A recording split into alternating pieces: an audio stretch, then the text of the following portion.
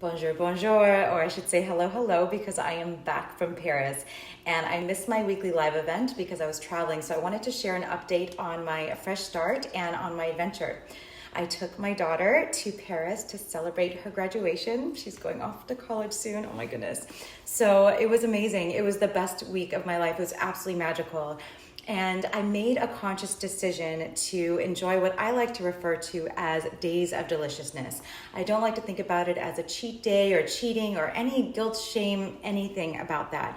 I wanted to consciously decide that I'm going to enjoy and not put too many restrictions on myself so that we can have the full experience.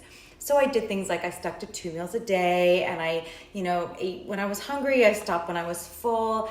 But I did indulge. And had an amazing time doing so. And of course, the scale went up a little bit, but I'm back on track.